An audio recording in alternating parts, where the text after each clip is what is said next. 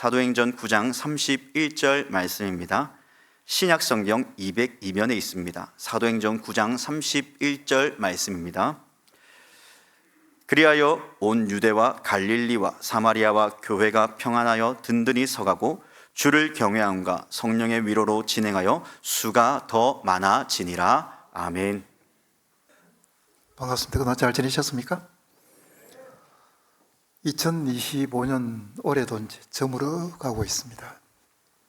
며칠 뒤에는 성탄절도 있고 송구영신 예배도 있습니다. 세월이 참 빠르게 지나가죠. 제가 설교를 너무 자주 하러 오는 것 같습니다. 담임 목사 청빙 절차가 마무리되고 새로운 목사님 오시면 제 역할도 끝이 날 겁니다.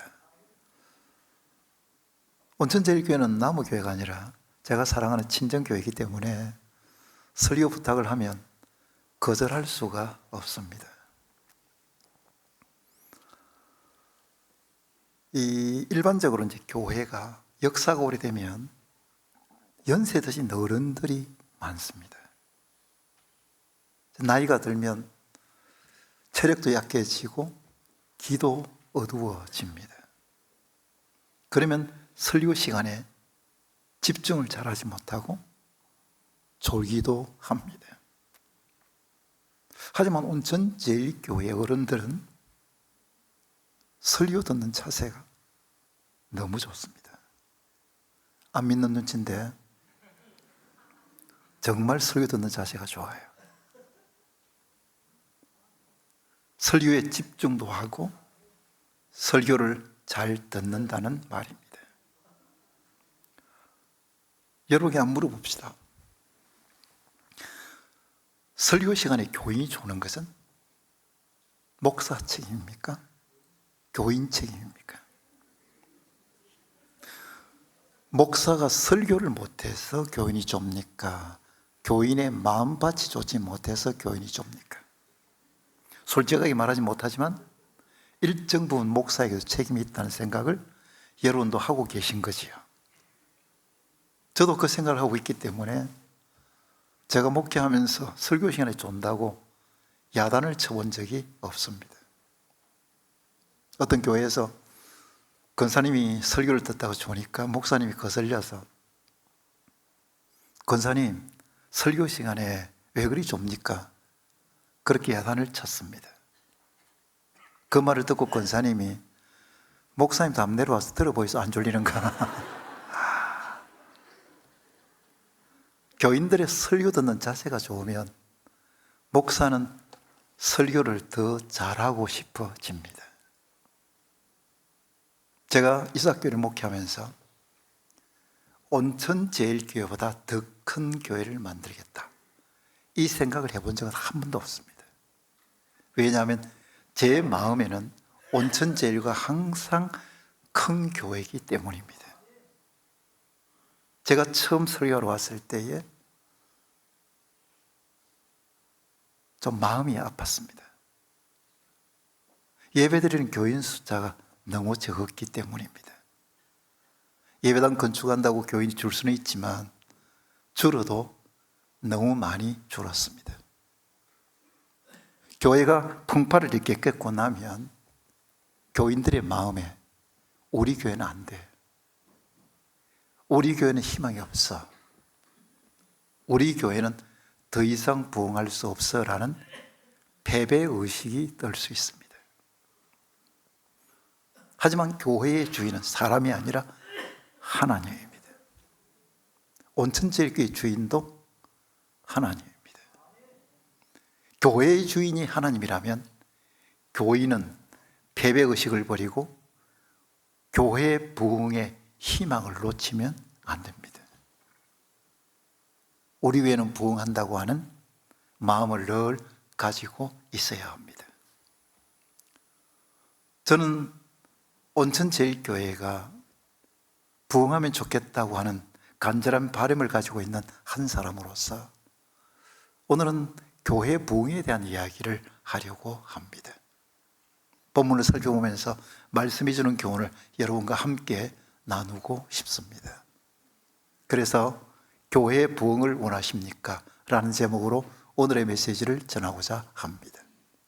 본문을 다시 한번 읽어보겠습니다. 다 같이 읽어볼까요? 그리하여 온 유대와 갈릴리와 사마리아 교회가 평안하여 든든히 서가고 주를 경외함과 성령의 위로로 진행하여 수가 더 많아지니라. 온 유대, 갈릴리, 사마리아 교회가 중간을 빼고 수가 더 많아지니라고 했습니다. 이스라엘의 지도를 보면 북쪽은 갈릴리 호수가 있는 갈릴리입니다. 남쪽은 예루살렘 성전이 있는 유대입니다. 북쪽 갈릴리와 남쪽 유대 사이에 사마리아가 있습니다. 이스라엘의 지도는 너무나 간단합니다. 북쪽 갈릴리, 중간 사마리아, 남쪽 유대입니다. 그럼 오늘 본문에 온 유대와 갈릴리와 사마리아 교회가 수가 더 많아졌다고 하는 것은 이스라엘 땅에 있는 모든 교회가 다 수가 많아졌다는 뜻입니다. 수가 많아졌다 이런 이야기는 오늘 한국 교회에서는 듣기가 어렵습니다. 한국 교회는 교인 숫자가 급격하게 줄어들었습니다. 코로나 사태 이후로 그 상황은 더 심각해졌습니다. 대부분의 교회들이 교인 숫자가 줄어든다고 아우성입니다.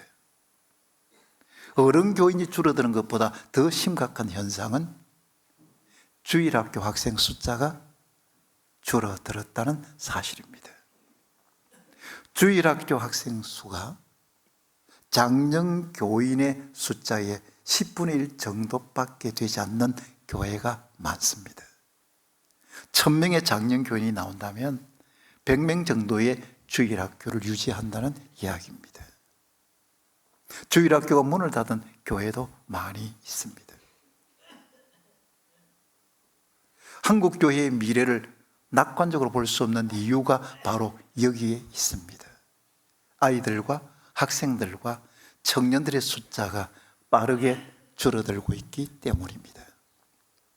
그래서 미래학자들은 지금 현재 주일 학생들, 즉 아이들과 학생들과 청년들이 어른이 되는 30년, 40년 뒤에는 한국교회 총 교인 수가 300만 명 정도 될 것이라고 전망하고 있습니다.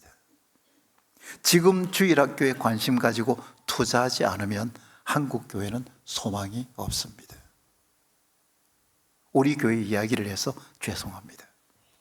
제가 은퇴할 때 주일 오전 예배에 출석하는 어른이 1,300명이었습니다. 그때 주일 학생이 400명이었습니다. 청년부가 250명이 출석했습니다. 전영은 목사님이 우리 고등부를 맡았습니다. 그때 한 해의 고등부 졸업생이 50명이었습니다. 한 해에 50명씩 졸업하니까 청년부가 확 커졌습니다. 10년 정도 지나니까 이 아이들이 청년부에서 눈이 맞아가지고 결혼을 합니다.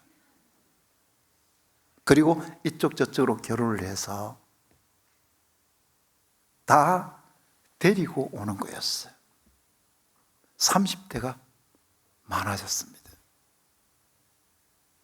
30대가 많아지니까 영아부, 유아부, 유치부, 미취학 아동 부서가 많아졌습니다. 그래서 저희들은 미취학 부서 아동은 어린아이 영아부, 그 다음에 유아부, 유치부 이렇게 되어 있어요. 주일학교가 잘 된다는 소문이 나니까 교회도 같이 부흥을 하기 시작했습니다. 특히 젊은 사람들이 교회를 찾아왔습니다. 그래서 우리 교회가 30대, 40대 층이 아주 탄탄해진 겁니다.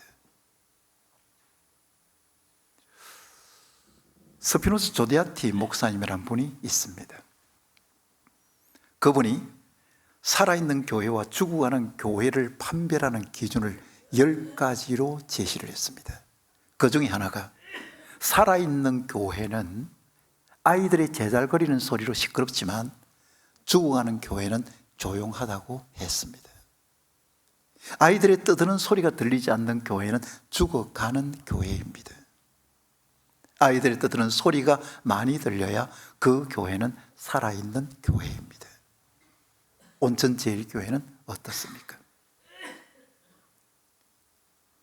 전 아이들을 보면 나이가 들었어도 아이의 이름을 불러주기도 하고 손을 흔들기도 하고 어떻게 하면 아이들과 좀 대화를 나눌까, 말을 걸어줄까를 생각하고 실천을 했었습니다. 어느 한 주일날 식당에 올라갔다가 밥을 먹고 5층에서 엘리베이터를 타고 내려오는데 초등학교 한 3, 4학년 되는 아이 3명이 같이 탔습니다. 제가 말을 걸었습니다. 몇 층 가냐라고 했더니 한 아이가 1층 가요, 그렇게 이야기합니다.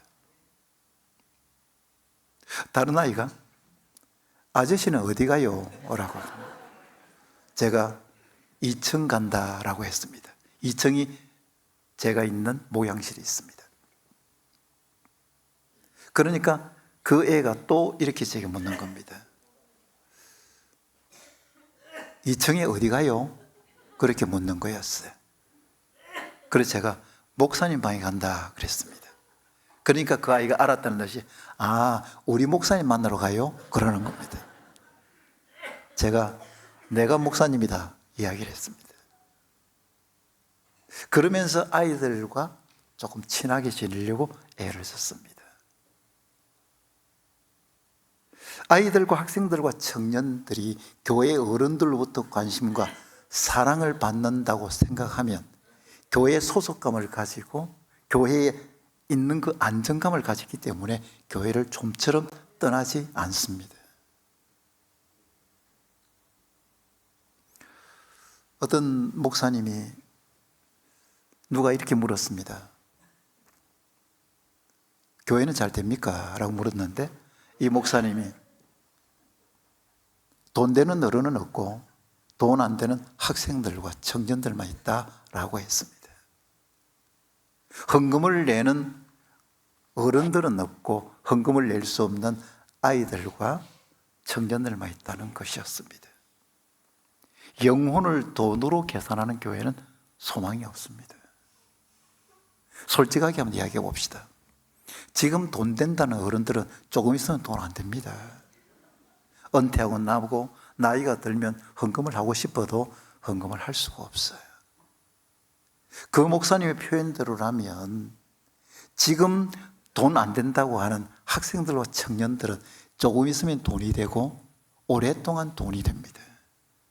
그런데 지금 돈이 안 된다고 학생들과 청년들을 무시하면 정작 이들이 교회에 재정적인 기여를 해야 될 때가 있습니다.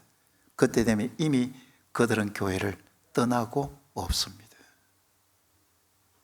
과거에는 부모를 따라서 아이들이 교회를 옮겼습니다. 그러나 지금은 아이들을 따라서 부모들이 교회를 옮기는 거예요. 그래서 주일학교가 잘한다는 소문이 나면 수평이동이라는 것이 긍정적인 것은 아니지만 주일학교를 잘한다 소문이 나면 교회가 부흥할 수밖에 없습니다. 여러분 교회 부흥을 원하십니까? 주일학교를 살려야 합니다. 아이들이 어른들의 사랑을 받고 있다 이 생각을 가질 수 있도록, 그리고 그 아이들이 교회를 뛰어다니면서 교회를 그들이 사랑할 수 있도록 만들어야 합니다. 어른들은 아이들과 학생들과 청년들을 보면 좀 과하다 싶을 정도로 반가워해야 합니다. 특히 교회의 장로들을 비롯한 지도자들은 교회의 부흥을 염두에 두고 주일학교에 대한 관심과 아낌없는 투자가 있어야 합니다. 이제 예산을 짠다고 이야기 들었는데 교회 예산을 보면 주일학교에 얼마를 배정하고 있는가 그것을 우리가 살펴볼 수 있습니다. 예산을 보면 이 교회는 주일학교를 살리고자 하는가 죽이고자 하는가 그것을 알 수 있습니다. 주일학교 부흥을 원하는 교회는 주일학교에 대한 예산을 따로 특별하게 배정합니다. 왜냐하면 주일학교의 부흥은 교회의 부흥과 직결된다는 사실을 알고 있기 때문입니다. 다시 본문으로 돌아가 보겠습니다. 다 같이 읽어볼까요? 그리하여 온 유대와 갈릴리와 사마리아 교회가 평안하여 든든히 서가고 주를 경외함과 성령의 위로로 진행하여 수가 더 많아지니라. 온 유대와 갈릴리와 사마리아 교회가 수가 더 많아졌다라고 했습니다. 그런데 이 구절은 그러면 이스라엘 땅에 있는 그 초대 교회가 어떻게 해서 부흥했는지 부흥의 비결에 대한 이야기를 하고 있습니다. 첫째, 초대교회가 부흥한 비결은 평안한 가운데 교회가 든든히 세워졌기 때문입니다. 초대교회는 외적으로는 평안하지 않았습니다. 박해로 인해서 교인들이 감옥에 잡혀가기도 하고 죽임을 당하기도 했습니다. 그러나 내적으로는 교회가 평안했습니다. 교회가 평안하여 든든히 서 있었기 때문에 교회가 부흥할 수 있었습니다. 갈라디아서 5장 15절을 함께 읽어보겠습니다. 다 같이 읽어볼까요? 만일 서로 물고 먹으면 피차 멸망할까 조심하라. 만일 서로 물고 먹으면 피차 멸망할까 조심하라. 이 말은 교회 안에서 서로 물고 먹으면 성자가 있는 것이 아니라 다 패자라는 겁니다. 다 망한다는 거예요. 에베소서 4장 3절을 함께 읽어보겠습니다. 다 같이 읽어볼까요? 평안에 매는 줄로 성령이 하나 되게 하신 것을 힘써 지키라. 성령이 하나 되게 하는 것, 이것은 하나님의 소원입니다. 이것을 교인들은 힘써 지켜야 된다는 이야기입니다. 빌립보서 4장 2절을 함께 읽어보십시다. 다 같이 읽어볼까요? 내가 요디아를 권하고 순두개를 권하노니 주 안에서 같은 마음을 품으라. 요디아, 순두개는 빌립보 교회의 여성 지도자들입니다. 그 여성 지도자들에게 주 안에서 같은 마음을 품으라고 이야기를 했습니다. 바울은 교회의 평화를 강조했습니다. 교회가 평안하면, 다르게 이야기한다면 교회가 평화로우면 교회는 부흥합니다. 그러나 교회의 평화가 깨어지면 교회의 부흥의 꿈도 함께 깨어지고 맙니다. 어떤 목사님이 설교하면서 교회 안에는 양들만 있어야 되는 것이 아니라 염소도 한두 마리 정도 있어야 교회가 정신을 차린다고 했습니다. 일리가 있는 말 같습니까? 제가 목회한 사람으로서 경험을 이야기하면 양들만 있어도 힘듭니다. 근데 거기다가 염소까지 있으면 어떻게 되겠습니까? 그러면 염소가 있어야 교회가 정신을 차린다고 한다면 염소는 누가 되어야 됩니까? 장놈이 되어야 됩니까? 권사님이 되어야 됩니까? 이거는 전혀 성경적인 말이 아닙니다.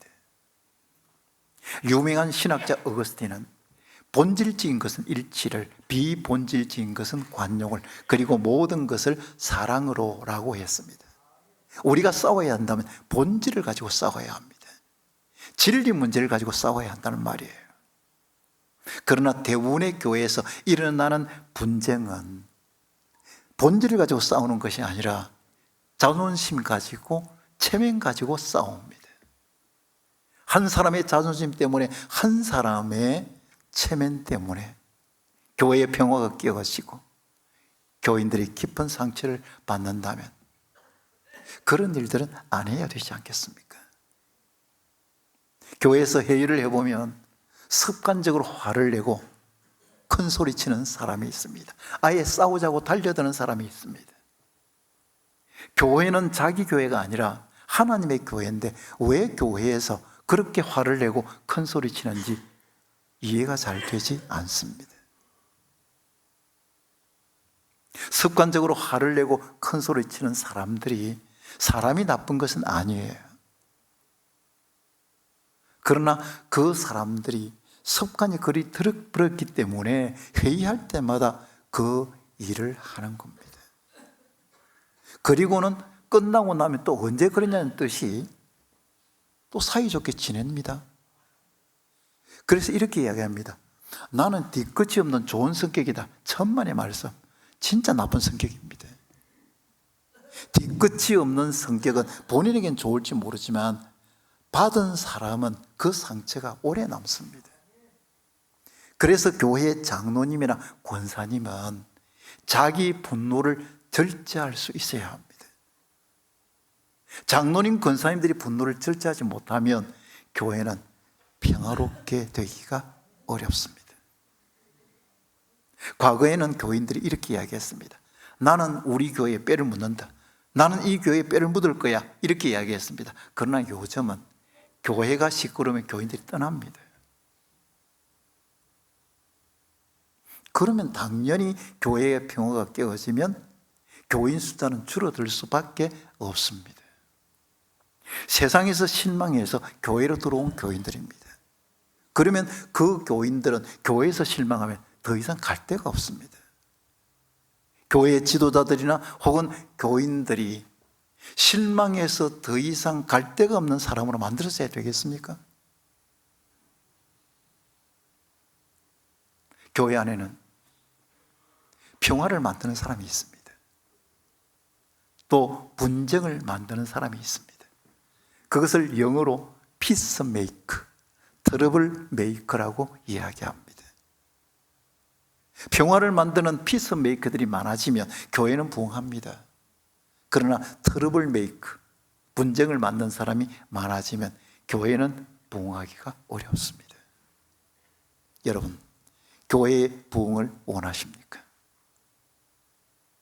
여러분이 평화를 만드는 피스메이커가 되어야 합니다. 여러분은 평화를 만드는 피스메이커입니까? 아니면 분쟁을 만드는 트러블 메이커입니까? 사명감을 가지고 평화를 만드는 사람이 되어야 합니다. 두 번째입니다. 교회가 부흥한 비결은 성령의 위로가 있었기 때문입니다. 다시 본문을 읽어보겠습니다. 다 같이 읽어볼까요? 그리하여 온 유대와 갈릴리와 사마리아 교회가 평안하여 든든히 서가고 주를 경외함과 성령의 위로로 진행하여 수가 더 많아지니라. 성령의 위로로 진행하여 라고 되어 있는데, 성령의 위로를 여러분 성경에 보면 번호가 매겨져 있는 거예요. 그 번호를 따라 밑으로 내려오면 이걸 각주라고 합니다. 성령의 후원으로라고 되어 있습니다. 성령의 도움으로, 성령의 후원으로 교회가 부흥했다. 지금 그 이야기를 오늘 본문에서 하고 있습니다. 교회의 부흥은 성령 하나님의 도움이 있느냐 없느냐에 달려 있습니다. 성령 하나님께서 돕지 않으면 그 어떤 프로그램을 동원한다 할지라도 교회는 부흥할 수 없습니다. 스가랴 4장 6절을 함께 읽어보십시다. 다 같이 읽어볼까요? 그가 내게 대답하여 이르되 여호와께서 스룹바벨에게 하신 말씀이 이러하니라. 만군의 여호와께서 말씀하시되 이는 힘으로 되지 아니하며 능력으로 되지 아니하고 오직 나의 영으로 되느니라. 이는 힘으로 되지 아니하고 능력으로 되지 아니하고 오직 나의 영으로 되느니라. 이 말은 사람의 힘과 능력으로 되지 않는 일 많다. 오직 하나님의 영, 즉 성령 하나님으로 된다. 이 이야기를 하고 있습니다. 여러분, 우리가 인생을 살아가면서 우리가 원하는 대로, 우리가 계획하는 대로 잘 이루어집니까? 특히 자식을 키워본 사람은 이것을 절감합니다. 아, 내 힘으로 되는 게 아니구나. 내 능력으로 자녀를 잘 키울 수 있는 것이 아니구나라는 것을 깨닫게 됩니다. 특히 사춘기 자녀를 키우고 있는 부모들은 이것을 느끼고 있지만 늘 힘들어하고 아파합니다. 저도 역시 사춘기 딸을 경험했던 사람입니다. 유설민 집사님도 잘 알지만 제 딸이 참 힘들었습니다. 중학교 2학년 때 머리를 뽀글뽀글 볶았습니다. 선생님이 오라 그래서 저와 집사람이 찾아갔습니다. 애 잘 키우겠다는 반성문서라 해서 반성문 썼습니다. 반성문서라고 했던 선생님이 1년 뒤에 우리 교회 등록했습니다. 조금 지나니까 아이가 귀에 구멍을 뚫어가지고 귀걸이를 크게 했습니다. 그때 당시 저는 그래도 젊은 목사로서 자녀 교육에 대한 강의를 하고 다녔거든요. 그런데 사람들이 제게 이렇게 말하는 것 같았습니다. 네 애나 잘 키워라. 그래서 그때부터 저는 자녀 교육 이런 강의 안 나갔습니다. 그런데 사춘기에 접어드니까 대화가 안 통하고 문을 한번 쾅 닫고 들어가면 문을 두드려도 문도 안 열어주고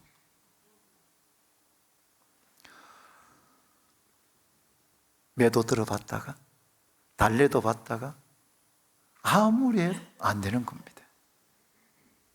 그때 제가 깨달은 것이 있습니다.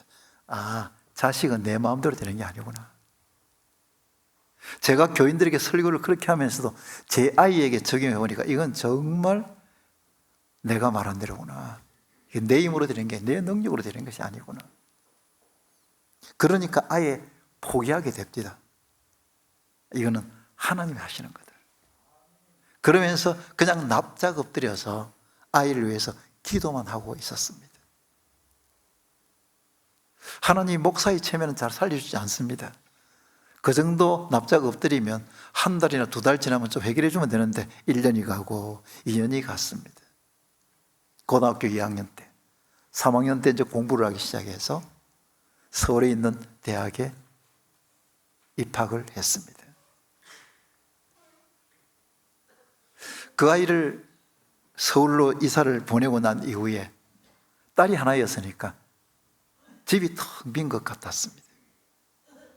그래서 그 아이에게 장문의 문자를 보냈습니다. 네가 부산에 있을 줄 알았는데 서울에 간다고 해서 참 많이 서운하다. 서울에 갈 줄 알았다면 좀 더 부산에 있을 잘해 줬을 걸. 그러면서 이제 장문의 문자를 보냈습니다. 딱 한 문장 답이 왔습니다. 후회되지? 그렇게. 저는 그 문자를 받아 들고는 좋았습니다. 왜냐하면 그렇게 닫혀있던 문이 이제는 조금씩 열리기 시작하는 것이었기 때문입니다. 이제는 이렇게 농담도 할 수 있는 관계가 되었다 생각하니까 하나님이 해 주셨구나 생각했습니다. 인생을 살아가면서 이런저런 문제가 있고 특히 자식 문제 같은 것은 사람의 힘과 능력으로 되는 것이 아닙니다. 오직 하나님의 능력으로 됩니다. 교회의 부흥도 마찬가지입니다. 목사가 설교를 아주 잘하고 교회당이 화려하고 웅장하고 교회 프로그램이 아무리 좋아도 성령 하나님의 도움이 없으면 교회는 부흥하지 않습니다. 교회의 부흥의 열망을 가지고 기도하면 하나님이 도와주시는데 기도하는 교회는 그래서 부흥하게 되는 겁니다. 우리 교회 이야기에서 죄송합니다만은 우리 교회가 예배당을 건축할 때에 신한은행 지점장으로 계셨던 온천제일교회 신성철 장로님의 도움이 컸습니다. 그때는 우리 교회가 교인 수도 그렇게 많지 않았는데 대출을 해준다는 것이 어려웠습니다. 그런데 장로님께서 자신의 직을 걸고 우리 교회에 대출을 해주었기 때문에 예배당 건축을 시작할 수 있었습니다. 예배당 건축이 이제 거의 마무리될 때에 건축회사에 대한 잔금을 치러야 됐습니다. 은행에 부탁을 했습니다. 그런데 저희 교회 땅이 800평 정도 되었었는데 전부 다 자연 녹지이기 때문에 담보 가치가 너무 낮아서 대출을 할 수가 없다고 했습니다. 돈을 이리저리 구해봤지만 구해지지 않았습니다. 그래서 하나님 앞에 기도하면서 그냥 엎드렸습니다. 그런 어느 날이었습니다. 관공서에서 우리 교회의 자연 녹지가 일반 대지로 지목이 바뀌었다는 공문이 도착했습니다. 이 일은 그렇게 흔하지 않은 일이라고 했습니다. 우리 교회에서는 기적이 나타난 겁니다. 우리 교회 땅의 가치가 2~3배로 확 뛰었습니다. 그래서 그 담보를 가지고 은행 대출을 했고 잔금을 다 치를 수 있었습니다. 이 새 예배당에 이제 들어갔는데 그때 우리가 300명 모였던 교인이 1년 만에 500명으로 늘어났습니다. 교인 숫자가 많으니까 교회 헌금이 또 늘어났습니다. 그래서 교회 빚을 갚을 수 있었습니다. 저는 장 목사님께 배웠던 사람입니다. 그래서 장 목사님이 목회 그늘에서 있었기 때문에 장 목사님이 가지고 있는 목회 철학이나 목회 이념이 제 속에는 그냥 배어 있습니다. 그래서 저는 총동원주일 행사 이런 것 이벤트 하지 않았습니다. 1000명 목표, 2000명 목표, 3000명 목표 잡아서 목표를 세워가지고 교인들 콩복듯이 볶는 그런 목회는 하지 않았습니다. 복음의 본질을 생각하면서 장 목사님께서 장 목사님으로부터 배운 대로 그냥 기도하면서 목회를 해왔는데 하나님께서 부흥시켜 주십니다. 그래서 그때 깨달은 것이 뭐냐면 교회의 부흥은 뭘 행사를 많이 한다고 되는 것이 아니라 목사가 능력이 있다고 되는 것이 아니라 하나님의 도움이 있어야 된다라는 사실을 깨닫게 되었습니다. 레이놀드 레이번 힐이라고 하는 사람이 교회의 부흥이 지체되는 이유는 기도하지 않기 때문이다 라고 했습니다. 기도는 하나님의 도움을 구하는 것이기 때문에 교회의 부흥의 희망을 가지고 기도할 때에 교회는 부흥합니다. 그래서 이런 말이 있습니다. 우리가 일하면 우리가 일하지만 우리가 기도하면 하나님께서 일하신다는 말입니다. 저를 한번 따라 하시겠습니까? 우리가 일하면 우리가 일하지만 우리가 기도하면 하나님께서 일하신다. 그러면 처음부터 끝까지 한번 해볼 수 있겠습니까? 예, 우리가 일하면부터 시작해서 하나님께서 일하신 데까지 시작.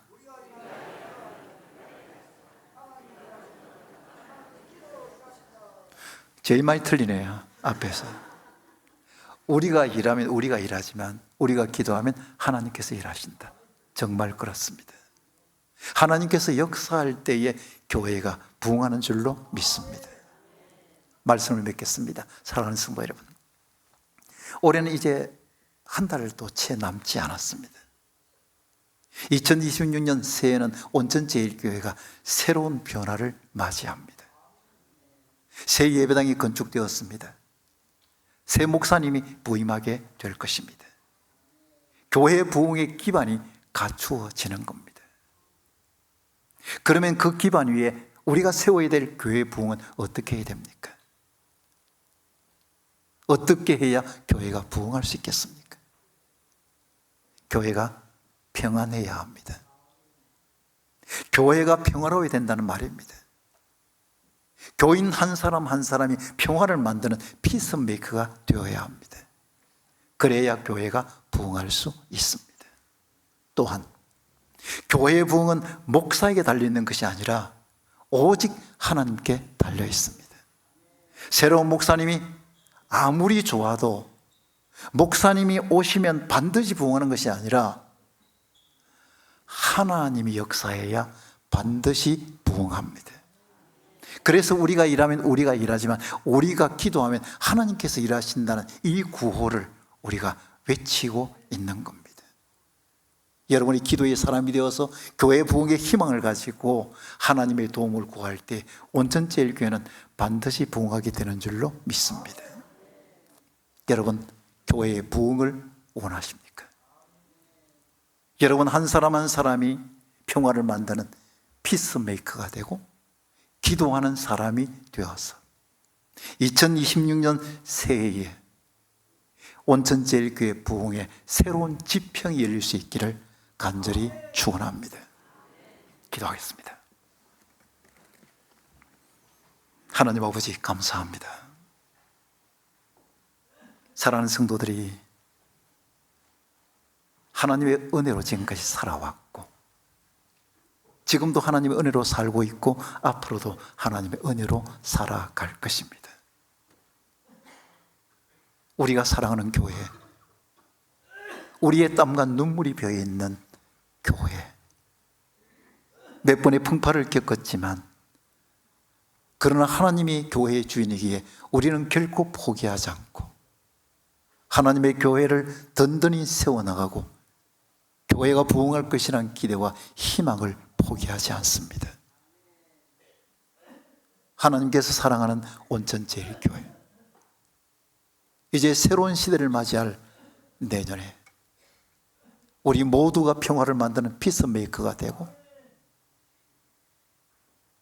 하나님의 도움을 구하며 기도하는 사람이 되어서 놀랍게 부흥하는 것을 우리의 눈으로 보게 하여 주시옵소서. 무엇보다도 다음 세대를 양육하는 주일학교가 살아나기를 소원합니다.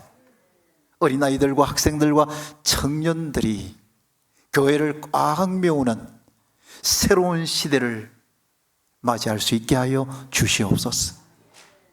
그래서 젊은 세대, 나이 든 세대, 모든 세대들이 어울려서 하나님의 교회를 든든하게 세워나가고 온천제일교회에서 신앙생활하는 것, 온천제일교회에서 예배 드리는 것을 기쁨으로 감사함으로 받아들이는 성도들이 되게 하여 주시옵소서.